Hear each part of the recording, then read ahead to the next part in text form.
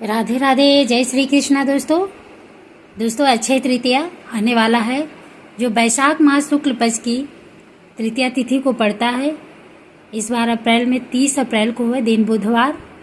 दोस्तों आइए जानते हैं कि ये अक्षय तृतीया इतना शुभ क्यों माना जाता है, इतना ये शुभ दिन क्यों होता है, ये तिथि इतनी पुण्यदायी क्यों होती है। इसके बारे में हम जानते हैं, कहानियों के माध्यम से जानते हैं।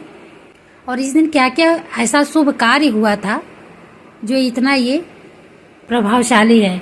अक्षय तृतीया को हिंदू धर्म के मान्यताओं के अनुसार सबसे शुभ तिथि माना जाता है और इस दिन कोई भी शुभ कार्य बिना पंचांग और बिना मुहूर्त के किए जाते हैं, जो अबूझ मुहूर्त के नाम से जाना जाता है। लेकिन क्या आप जानते हैं अक्षय तृतीया को क्यों इतना शुभ माना जाता है? इसको लेकर हिंदू धर्म में कई पौराणिक मान्यताएं चली आ रही है। इसे युगादि तिथि भी माना जाता है।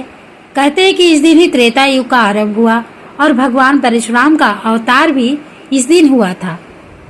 और भी कई शुभ पौराणिक घटनाएं इस दिन हुई थी। इस संबंध में आज हम आपको ऐसे ही 7 कहानियों के बारे में बताने जा रही हूँ। आप जरूर सुनिएगा और दूसरों को भी शेयर करिए, ताकि इस शुभ तिथि के बारे में सभी को संपूर्ण जानकारी प्राप्त हो। अक्षय तृतीया पर भगवान परशुराम का अवतार। पौराणिक मान्यताओं के अनुसार अक्षय तृतीया के दिन ही भगवान श्री हरि के छठे अवतार परशुराम जी का प्राकट्य हुआ था, जन्म हुआ था। ब्राह्मण होते हुए ये स्वभाव से काफी आक्रामक और गुस्से वाले माने जाते हैं। इनके अंदर ब्राह्मण होते हुए भी क्षत्रियों वाले गुण थे। दूसरा है अक्षय तृतीया का कृष्ण सुदामा से भी संबंध। इसी दिन कृष्ण से सुदामा जी मिले हुए थे द्वारिका में। कहते हैं कि जिस दिन सुदामा अपने मित्र भगवान कृष्ण से मिलने गए थे, उस दिन अक्षय तृतीया तिथि ही थी। उस दिन अक्षय तृतीया ही थी। सुदामा के पास कृष्ण को भेंट करने के लिए चावल के मात्र कुछ मुट्ठी भर दाने ही थे, जिन्हें उन्होंने श्री कृष्ण के चरणों में अर्पित कर दिया। उनके इस भाव के कारण कान्हा ने उनकी झोपड़ी को महल में बदल दिया। इस तरह सुदामा जी को भी इस दिन अक्षय तिथि निधि की प्राप्ति हुई थी। इस दिन लक्ष्मी जी की प्राप्ति हुई थी। तीसरा है अक्षय तृतीया पर युधिष्ठिर को मिला अक्षय पात्र। इसी दिन युधिष्ठिर को कृष्ण जी ने अक्षय पात्र दिया था। कथाओं के अनुसार अक्षय तृतीया पर ही युधिष्ठिर को कृष्ण जी ने अक्षय पात्र दिया था। इस पात्र की यह विशेषता थी कि इसका भोजन कभी समाप्त नहीं होता था।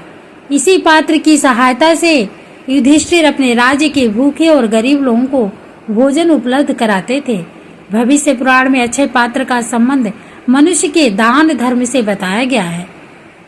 इसीलिए इस तिथि को ज्यादा से ज्यादा दान देने का महत्व बताया गया। इसका महत्व है, आप उस दिन आप लोग दान जरूर करिए।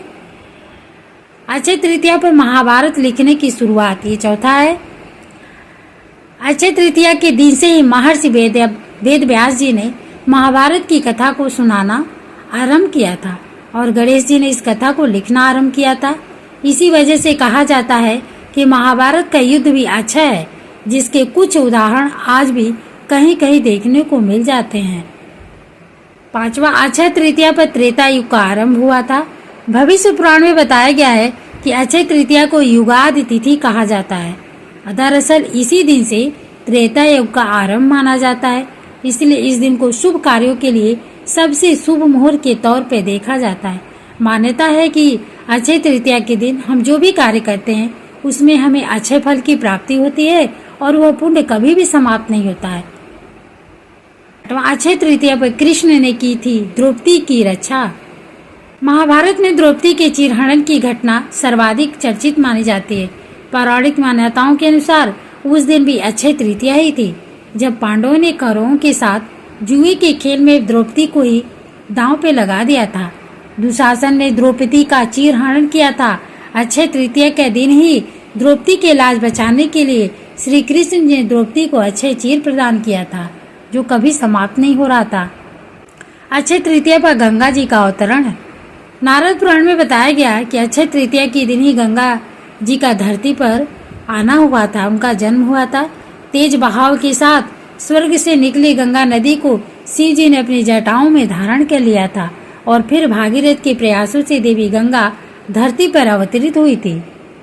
दोस्तों, ये है अक्षय तृतीया के पर आधारित 7 पौराणिक कथाएं, जिसकी वजह से ये अक्षय तृतीया तिथि बहुत ही पुण्यदायी है, बहुत ही शुभ होता है।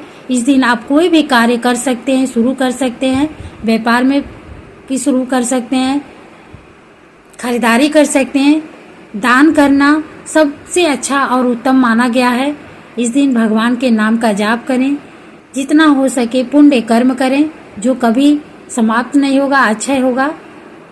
दोस्तों, अगर आपको ये वीडियो थोड़ी सी भी लगती है कि यूजफुल है तो दूसरों को भी शेयर करें, दूसरों को भी जानकारी प्राप्त हो। राधे राधे, जय श्री कृष्ण।